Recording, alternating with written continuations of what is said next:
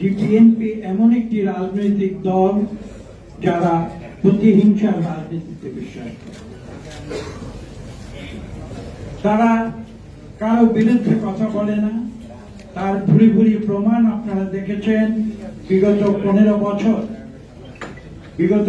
বছর একটি ফ্যাসিস্ট রাজনৈতিক দল যারা নিজেদের মুখে মুখে স্বাধীনতার পক্ষে শক্তি বলে দাবি করেছে, অথচ তারা বাংলাদেশের 54 বছরের ইতিহাসে বারবার বাংলাদেশের স্বাধীনতা বিরোধী শক্তির সঙ্গে হাত মিলিয়ে এদেশের জাতীয়তাবাদী শক্তিকে ধ্বংস করার জন্য কাজ করেছে।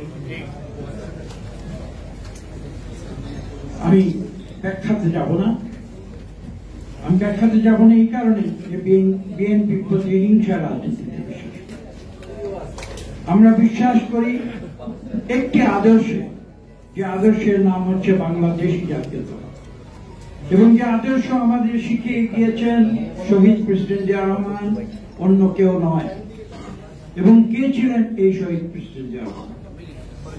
আওয়ামী লীগ বলেছিল একজন অখ্যাত মেজর। সেই অখ্যাত মেজর যখন সারা বিশ্বে বিখ্যাত মেজর হয়ে গেলেন, তখন আওয়ামী লীগ সেটাকে গ্রহণ করতে সাহস করে। সেটাই ছিল আওয়ামী লীগের সমস্যা। এবং যারা আওয়ামী লীগের সেই তথাকথিত সহযোগীরা, যারা তাদের সেই মিশনে ব্যর্থ হয়েছিল, তখনও কিন্তু তারা শহীদ প্রেসিডেন্ট জিয়া রহমানের আদর্শে বিশ্বাস রাখতে পারেনি। এটাই হচ্ছে মূল সমস্যা। যদি কেউ সত্যিকার দেশকে ভালোবাসে,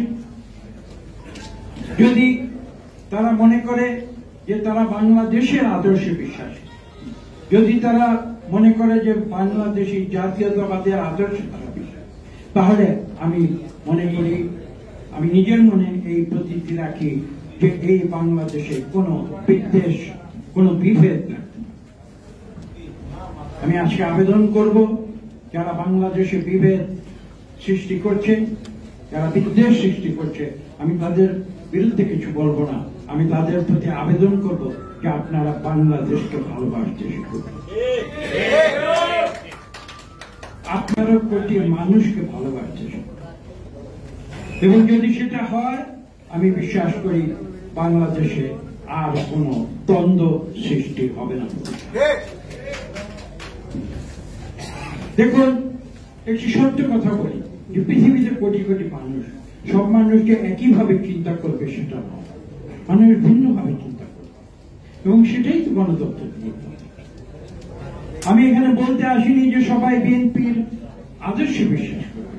আমি যেটা বলতে এসেছি সেটা হচ্ছে এই, যে আপনারা সবাই বাংলাদেশের আদর্শে বিশ্বাস, যদি আপনারা বাংলাদেশের নাগরিক হয়ে থাকেন, যদি আপনারা বাংলাদেশি হয়ে থাকেন, বাংলাদেশি জাতীয়তাবাদের আদর্শে বিশ্বাস করেন।